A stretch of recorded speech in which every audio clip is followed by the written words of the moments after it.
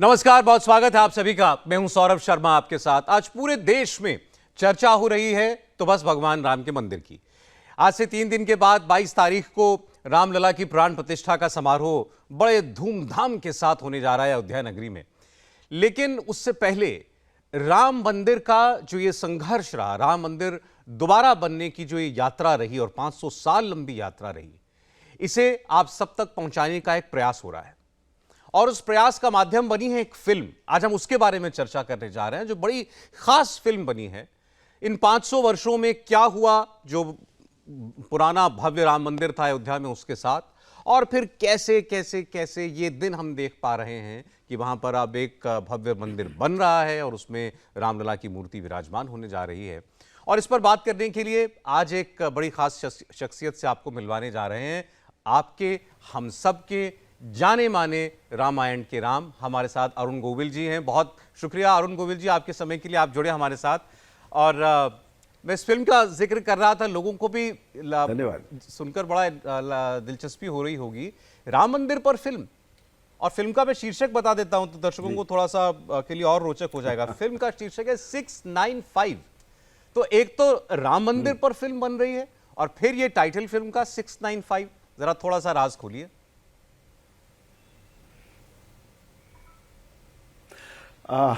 695 3 ऐसे अंक हैं जो अब हमारे लिए बहुत ही पवित्र हो गए हैं। 9 का अंक तो पहले भी हमारे लिए सदा से पवित्र रहा है, बिकॉज वो पूर्णांक है। बिल्कुल। तो राम मंदिर के इतिहास में ये 3 अंक हैं। 6 दिसंबर 1992, जिस दिन वो ढांचा जो था वो डिमोलिश हुआ। फिर उसके बाद सुप्रीम कोर्ट में ये केस चला गया और 9 नवंबर 2019 को ये सुप्रीम कोर्ट का फैसला आया। और उसके बाद 5 अगस्त 2020 को प्रधानमंत्री श्री नरेंद्र मोदी ने राम मंदिर की आधारशिला रखी। तो उसलिए ये 3 अंक हमने लिए, 6, 9 और 5। तो ये तीनों अंक अब हमारे लिए बहुत पवित्र हो गए हैं। और फिल्म आपकी थिएटर्स में जाने जा रही है, मेरे ख्याल से कल ही रिलीज भी होने जा रही है। जी, ये कल रिलीज है फिल्म 19 तारीख को। और फिल्म बहुत अच्छी बनी है और ख़ास बात यह है कि फिल्म बहुत ईमानदारी से बनाई गई है। इसमें इस बात का ख्याल बिल्कुल नहीं रखा गया कि हमें कुछ कमर्शियल फैक्टर्स भी चाहिए, बिकॉज ऑलरेडी अपने आप में इतना संघर्ष है राम मंदिर का और इतने ज़्यादा इमोशन है, इतनी ज़्यादा आध्यात्मिकता है उसमें। वो संत जो इसमें शामिल हुए, संत अभिराम दास जी थे, रामचंद्र परमहंस जी थे, उन संतों का जो योगदान है इसके लिए, जो कार सेवकों का योगदान है, जो सनातन धर्म के मानने वालों का योगदान है, वो अपने आप में इतना ज़्यादा इंटेंसिफाइड है, इंटेंसिटी है उसमें कि हमें ये कुछ सोचने की ज़रूरत नहीं पड़ी थी कि होता है ना जब फिल्म बनाते हैं तो उसमें कमर्शियल भी होना चाहिए। बिल्कुल नहीं, बहुत ईमानदारी से फिल्म बनी है, बहुत अच्छी फिल्म बनी है, बहुत स्ट्रॉन्ग फिल्म बनी है। It will give you a strong message. मतलब फिल्म देखते देखते हमारे दिल भर आते हैं। जिस समय कार सेवकों पर, निहत्थे कार सेवकों पर गोली चली है, तो बहुत अच्छी फिल्म बनी है। Everybody would like it. मैं पूरी उम्मीद करता हूं अरुण जी। अच्छा, ये कहां से ये कहानी शुरू होती है राम मंदिर के संघर्ष की, आंदोलन की? राम मंदिर के संघर्ष की कहानी जो है वो काफ़ी बहुत साल पहले से ली गई है वैसे तो, लेकिन जो ये पीरियड रहा ना, जो संत अभिराम दास जी का और जो रामचंद्र परमहंस जी जो थे, जब वो बहुत यंग थे, ये उनके शिष्य थे। ये कहानी हमने बेसिकली तो वहाँ से पकड़ी है, लेकिन शुरुआत इसकी जो है वो जो इतिहास भी बताया गया है कि किस तरह से किसने इसके ऊपर राम मंदिर के ऊपर जो था उस वक्त, किस तरह से मस्जिद बनी वहाँ पर और कैसे क्या हुआ। उसके बाद फिर ये कहानी यहाँ से मिलती है जहाँ से ये आंदोलन शुरू हुआ कि नहीं, हमें हमारा राम मंदिर चाहिए, हमें हमारे रामलला यहाँ पर विराजमान हमें चाहिए। तो वहाँ से ये कहानी शुरू हुई है। और इसमें जो मेन कुछ ऐसे संत जिन्हें गोली मार दी गई इस आंदोलन में, वो उनकी घटनाएं हैं इसमें। जैसे मेरा कैरेक्टर है संत अभिराम दास का। संत अभिराम दास जो थे वो एक बड़े धैर्यवान व्यक्ति थे और हिंसा से नहीं चाहते थे कि कभी भी कुछ भी हो। वो बहुत सहनशील थे और बहुत उदारवादी दृष्टिकोण के थे। लेकिन हर हालत में चाहते थे, वो लेजिटिमेट तरीके जो होते हैं कि हम अदालत में जाके ये जगह हम वापस ले लेंगे, ये जगह हमें मिल जाएगी, ये अर्जी हमारी मंजूर हो जाएगी, उस तरह से कुछ नहीं हुआ। तो उनके जो शिष्य थे रामचंद्र परमहंस जी, तो उन्होंने ये जो आंदोलन को फिर अपने हाथ में लिया। और संत अभिराम दास जी की 3 इच्छाएं थी बेसिकली कि अयोध्या, काशी और मथुरा, ये तीनों जो है वो मंदिर बने अच्छे। और दूसरा जो गौ का सम्मान हो, गौ हत्या पूर्णतः बंद हो। और तीसरा ये था कि एक अखंड भारत की जो उनकी कल्पना थी, वो उनकी कल्पना थी। तो ये इस तरह के संत हुए हैं। और जो एक संत इसमें हमने दिखाए हैं जो मथुरा से आए थे, और जो जिन्होंने राम मंदिर के लिए वो आए थे कृष्ण मंदिर को उद्धार पुनरुद्धार कराने के लिए, लेकिन उन्होंने यहाँ राम मंदिर के आंदोलन में गोली खाई और वो वीरगति को प्राप्त हुए। तो अपने आप में बहुत ही अच्छी और बहुत ही स्ट्रॉन्ग कहानी है ये। जी अरुण जी, माफ़ कीजिएगा, मैं जितनी बार आपसे बात करता हूँ, जितनी बार आप पर मेरी नज़र जाती है, मुझे ऐसा ही लगता है मेरे सामने भगवान राम बैठे हैं, क्योंकि हम रामानंद सागर साहब का सीरियल जो है वो देख करके पड़े हुए हैं। तो मेरे दिमाग में यही आ रहा था कि अब क्योंकि वही कैरेक्टर फिट है ना हम सबके दिमाग में, अरुण गोविल नाम सुनते ही। तो उसके बाद ये जो फिल्म आपने की है, तो मैं तो इमेजिन नहीं कर पाता कि आपको मैं किसी और रोल में देखूंगा। तो आपके लिए कितना चैलेंजिंग था, या उसी सौम्यता से जो रामायण सीरियल की थी? और आप खुद भी वैसे ही हैं, पर्सनल लाइफ में भी बड़ा सरल सौम्य तरीके से बात करना, वैसा ही किरदार है। चैलेंजिंग तो है ही है, चैलेंजिंग तो है ही है, क्योंकि मेरी जो as you rightly said it, मेरी इमेज जो है वो उस तरह की है। लेकिन ये किरदार भी जो था, इस कैरेक्टर का मतलब गेटअप तो बिल्कुल अलग है।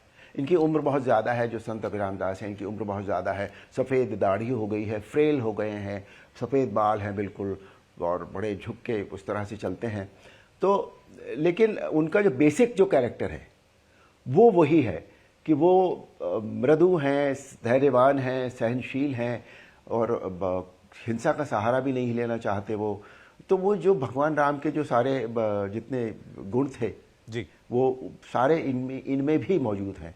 तो इसलिए बहुत ज़्यादा कोई कैरेक्टर चेंज करने में मुझे कोई परेशानी नहीं हुई। लेकिन हाँ, गेटअप जो है वो बिल्कुल अलग है, और करने में बहुत मज़ा आया। इसलिए मज़ा आया कि सीन्स बहुत अच्छे लिखे हुए हैं, डायलॉग्स इस फिल्म के बहुत अच्छे हैं, आदिश अर्जुन जी ने लिखे हैं, और बड़े सटीक, कई लाइनें तो बहुत ही सटीक हैं इसमें। बहुत मज़ा आया काम करते हुए। अब जैसा आपने कहा कि हमारे को एक्टर्स हैं अशोक, आप कहे हाँ, जो हमारे को एक्टर्स हैं इसमें, जैसे अशोक समर्थ है जिन्होंने रामचंद्र परमहंस जी का रोल किया है, जो मनोज जोशी हैं उन्होंने किया है इसमें, वो एक वकील बने हैं, उन्होंने बहुत अच्छा काम किया है इसमें। गोविंद नामदेव जी हैं, अखिलेंद्र मिश्रा है, ये सभी लोगों ने बहुत अच्छा और बहुत दिल से काम किया है। Have done so well. तो काम करके सबके साथ बहुत मज़ा आया। अब जो जर्नी आप दिखाने वाले हैं संघर्ष की, राम मंदिर के आंदोलन की, उसमें भी कई फेज आते हैं अरुण जी। एक फेज है जब अदालती लड़ाई से पहले भी, जैसे आपने जिन संतों का जिक्र किया, उन संतों ने समाज के अंदर एक चेतना पैदा की कि नहीं भाई, ये हमारे आराध्य की भूमि है, यहाँ पर मंदिर बनना चाहिए। एक तो वो सामाजिक संघर्ष है। उसके बाद फिर अदालती लड़ाई आती है बहुत लंबी।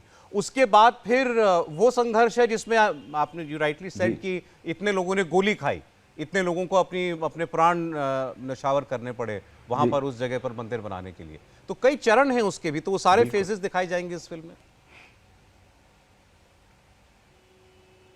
जी बिल्कुल, ये तीनों फेसेस हैं उसमें फिल्म में, क्योंकि इन तीनों फेसेस के बगैर फिल्म, ये कहानी, जो इतिहास जो है हमारा राम मंदिर का, वो पूरा नहीं होता।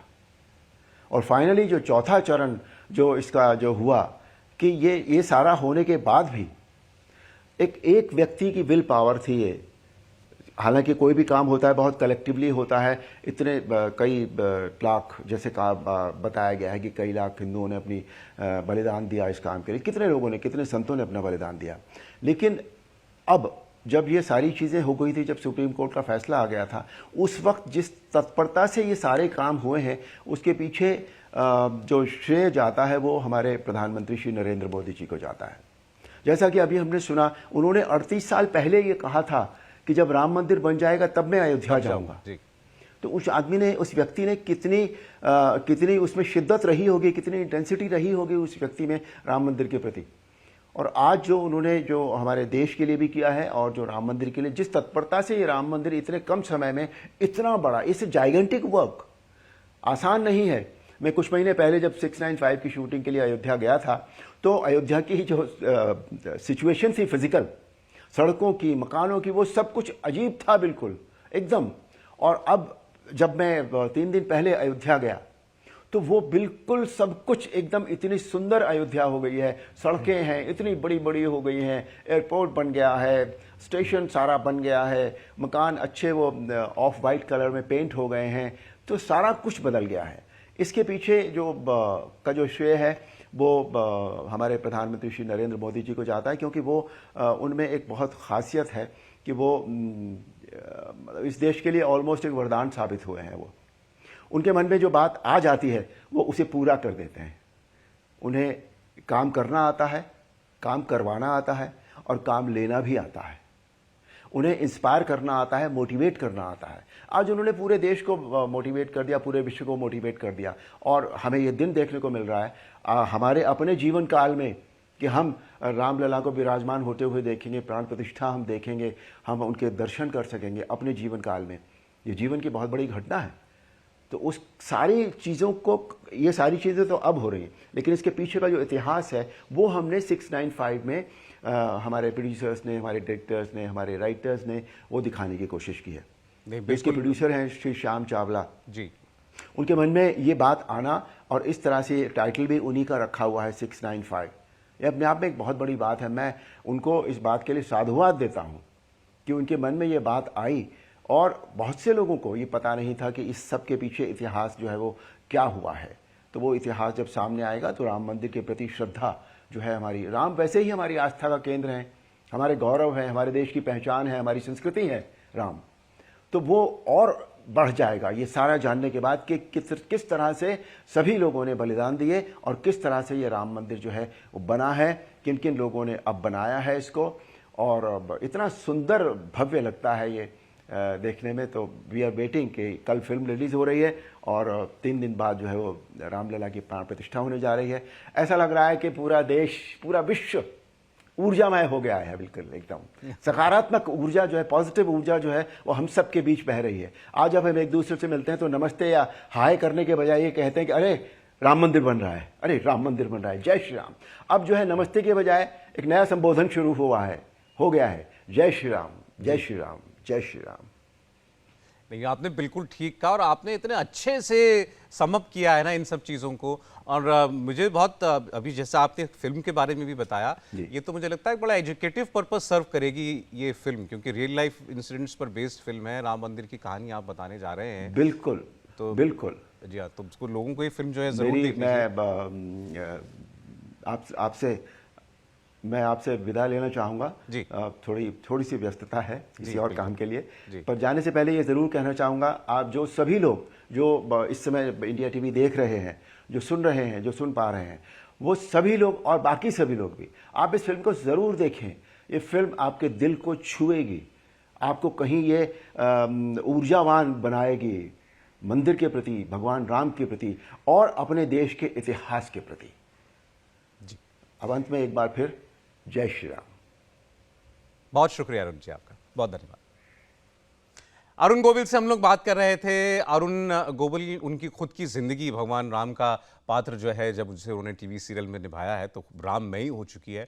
और आपने देखा जिस तरीके से वो वर्णन कर रहे थे कि जो संघर्ष राम मंदिर बनाने का रहा है राम भक्तों का, वो इस फिल्म के जरिए दुनिया के सामने वो लेकर के आए हैं। फिल्म कल रिलीज होने जा रही है। हमारी शुभकामनाएं उनकी टीम को इस फिल्म के लिए।